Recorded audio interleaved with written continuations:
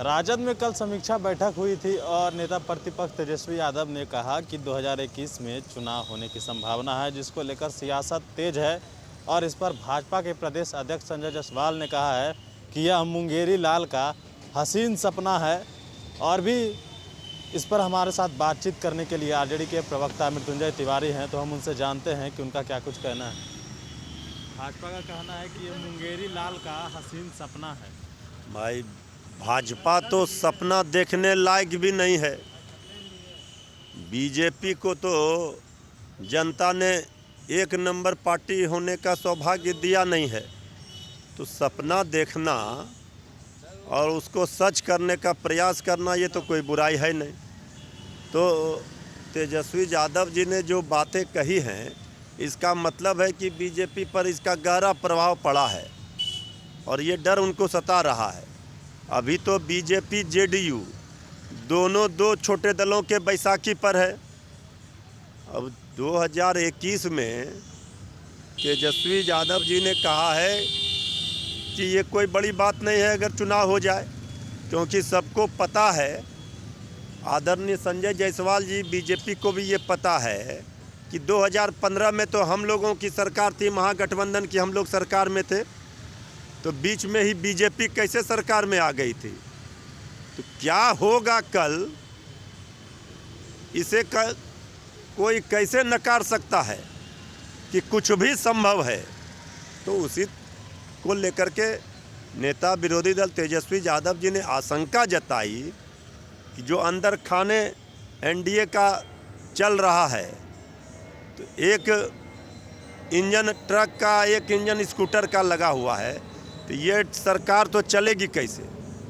इसीलिए ये उम्मीद जताई कि हो सकता है कि चुनाव बैलेट लूटने का इतिहास रहा है राजद का। अरे ये तो बिहार लूटने वाले हैं, देश लूटने वाले लोग क्या कहेंगे। इन्होंने तो किस तरह से जनमत को लूटा है, ये तो जनमत घोटाला करने वाले लोग हैं। लोकतंत्र में इससे बड़ा घोटाला क्या होगा। तो ये बैलेट के पहले ये बताएं कि ये बिहार जो लूट करके बैठे हैं, उनका न पहले हिसाब किताब दें, जवाब दें। कल तक तो यही बीजेपी के लोग सवाल खड़े कर रहे हैं लॉ एंड ऑर्डर पर, इस पर तो चुप है, बोलेंगे नहीं। तो जिन्होंने जनमत का अपहरण किया, जनमत घोटाला किया, उसको बैलेट लूटने पर, यह बैलेट लूटने को लेकर के बयान देने से इनका पाप नहीं धुलने वाला है। इनको पता है कि इन्होंने क्या किया है, इस बार के चुनाव में कौन सा खेल हुआ है, ये सबको पता है। इसलिए ये सब बात नहीं करें। अगर शासन में हैं तो ये बताएं कि लॉ एंड ऑर्डर क्यों चौपट है, किसान क्यों सड़कों पर है, किसान बदहाल क्यों है। 19 लाख रोजगार का बात किया था भाजपा वाले, बताओ 19 लाख रोजगार, सरकारी नौकरी कब मिलेगा बिहार के नौजवानों को। मांझी ने भी कहा है कि उपचुनाव होगा। आदरणीय मांझी जी अभिभावक हैं और आदरणीय मांझी जी जो प्रतिक्रिया देते हैं, ठीक उसके विपरीत ही क्रिया होती है, ये सबको पता है।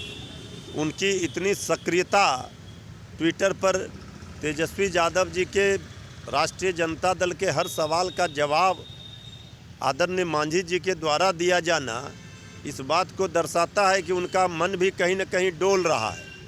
वो हैं 100 शरीर एनडीए में, लेकिन दिल उनका यहीं लगा हुआ है।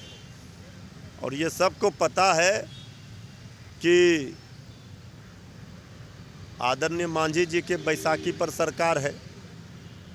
तो मांझी जी ने इतना तो समर्थन कर दिया है, स्वीकार कर लिया है कि जो बात श्री तेजस्वी यादव जी ने कही कि 21 में भी चुनाव हो सकता है, तो वो उपचुनाव की बात कर रहे हैं। तो कहीं न कहीं मन में ये बात उनको लग रहा है, जब उनके कारण सरकार एनडीए बनी है और चल रही है, तो उप मुख्यमंत्री तो उनको मिलना चाहिए।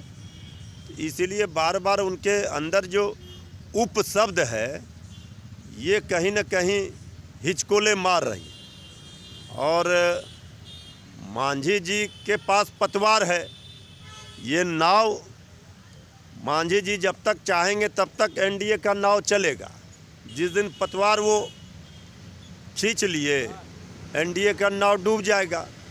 तो मांझी जी नाव डुबाएंगे, हम लोगों को पूरा विश्वास है बिहार की जनता को। एनडीए का नाव मांझी जी डुबाएंगे। बिहार के साथ अन्याय हो रहा है, गरीबों दलितों के साथ, नौजवानों के साथ, किसानों के साथ। ये मांझी जी को दिख रहा है बिहार की हालत ठीक नहीं है। एनडीए सरकार में क्या अंदर खाने हो रहा है आदरणीय मांझी जी सब समझ रहे हैं, सीनियर लीडर हैं। और उन्होंने कहा है कि तेजस्वी जी पुत्र के समान हैं, तो तेजस्वी जी को अपना आशीर्वाद नए वर्ष में देंगे। ये भाजपा वाले तो इनका तो चुनाव आयोग ही इनका है। जब जनादेश को शासनादेश से पलट दिया तो ये अब क्या जा रहे हैं और ये कहाँ जा रहे हैं। ये सब इन लोगों को राजद के नाम का जो फोबिया है वो लगा हुआ। अब कहेंगे कोई उम्मीदवार गलत है, इनका सब उम्मीदवार सही है।